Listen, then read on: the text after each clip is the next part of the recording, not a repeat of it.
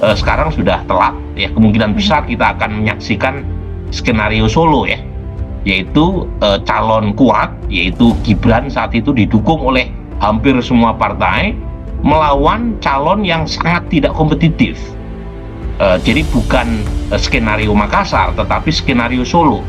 Nah ini terjadi karena kalau kita lihat calon independen yang barusan disahkan oleh KPU Jakarta, Pak Dharma Pongrekun, itu elektabilitasnya hanya 0,2%.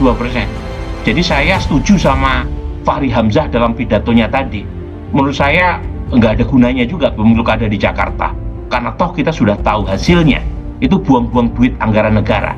Ya, menggelar pilkada Jakarta antara Ridwan Kamil dengan Suswono didukung oleh 12 partai melawan calon yang sama sekali tidak kompetitif. Konsultan politik Burhanuddin Muhtadi mengatakan, Pilgub DKI Jakarta tidak lagi kompetitif dan hanya menghabiskan uang. Pilkada semacam ini pernah diterapkan di Solo. Saat itu, calon wali kotanya adalah Gibran Rakabuming Raka. Dengan mudahnya, Gibran mengalahkan musuhnya dengan perolehan suara 80%. Kali ini, hal tersebut bakal terjadi di DKI Jakarta.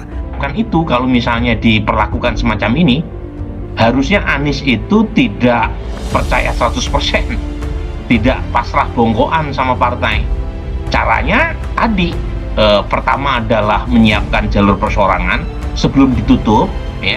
Kemudian yang kedua, termasuk skenario masuk ke partai supaya cara untuk memenuhi minimum threshold 20% itu bisa terpenuhi. Nah, Anies kan nggak bisa mengontrol orang lain, yang dia bisa kontrol adalah dirinya dan timnya sendiri.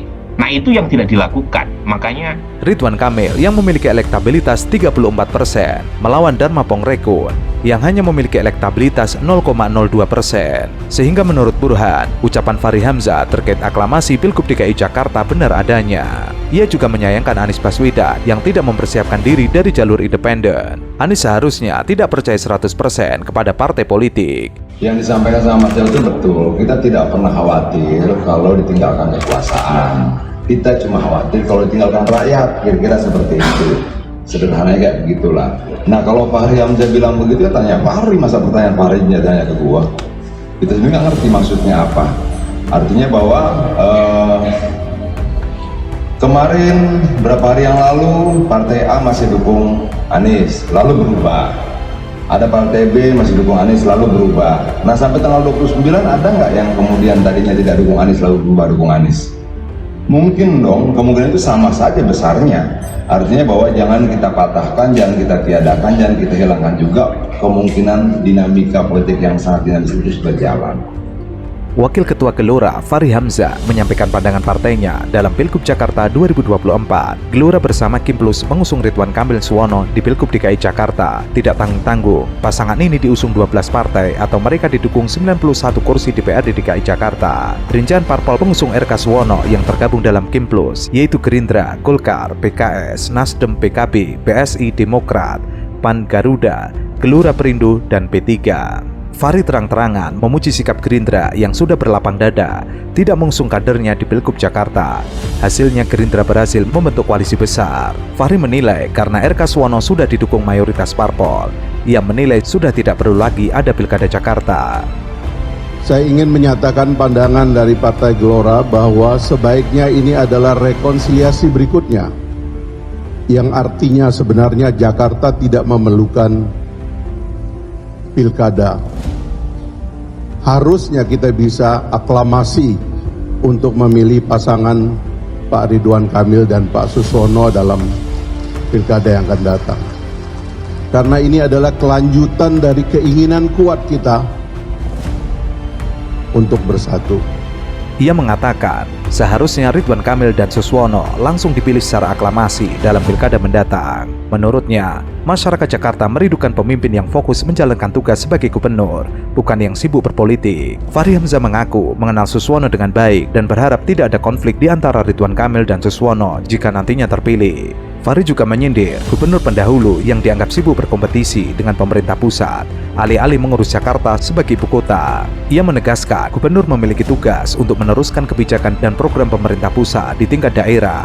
Menurutnya, gubernur merupakan kepanjangan dari pemerintah pusat. Namun ia menilai gubernur Jakarta sebelumnya memiliki kepentingan pribadi yang berbeda dengan pusat. Ia menganggap kinerja gubernur sebelumnya perlu diperbaiki. Gubernur menurut undang-undang kita dan menurut sistem pemerintahan kita adalah kepanjangan tangan dari Presiden Republik Indonesia, dari pemerintah pusat. Tugasnya adalah menjadi pelaksana program pusat, agenda pusat. Kalau gubernur seperti di masa yang lalu punya agenda sendiri, banjir tidak tertangani, polusi semakin parah, kebersihan kota semakin hancur, dan isu-isu lokal yang menjadi hak warga Jakarta terabaikan. Inilah yang saya bilang sebagai rindu. Sementara itu, Jarod Saiful Hidayat menyebut Pilkada Jakarta sangat strategis. Harusnya tidak boleh ada kotak kosong ataupun calon boneka di Pilkada. Namun melihat kondisi saat ini, Jarod menantang agar nantinya Ridwan Kamil dan juga Suswono berani untuk melawan kotak kosong. Apalagi calon gubernur independen diduga melakukan pencatutan KTP untuk administrasi maju dalam Pilgub DKI Jakarta. Dan itu menurutnya adalah pelanggaran serius. Ini harus dijawab ini. Oke. Terkait apa tadi? Terkait Pak Ridwan Kamil hari ini ya. dan di deklarasi. Kita lihat ya nanti ya deklarasi itu, dan kita bisa melihat ya bagaimana nantinya gitu ya. Kalau itu terjadi, maka PDI secara otomatis tidak bisa mencalonkan sendiri. Kalau begitu, kami tantang apakah berani ya pasangan yang akan deklarasi dengan memborong semua partai itu melawan kotak kosong, ya, melawan kotak kosong, ya. Mari kita lihat. Atau ini akan berusaha diproloskan calon independen sebagai calon boneka, ya, karena banyak sekali, ya. Ini masukan suara dari warga yang merasa atau membuktikan KTP-nya dibegal, KTP-nya dicatut. Ini sudah pelanggaran yang serius menurut saya. Mari kita kontrol sama-sama, ya. Jadi kami tantang gitu. Mari kalau seperti itu kita berdiri teguh bahwa PDI Perjuangan akan melawan, ya, siapapun juga yang merusak atau yang membuat demokrasi tidak sehat di kota daerah khusus Jakarta, ya, di mana ini menjadi Jakarta itu menjadi magnet, menjadi percontohan perpolitikan di Indonesia, ya. Jadi kami akan posisi itu, dan kami akan selalu bersama dengan rakyat, yang mana rakyat menginginkan ada pilihan-pilihan yang sehat di dalam pertarungan kontestasi kepala daerah, utamanya di Jakarta, ya. Pak Jarod,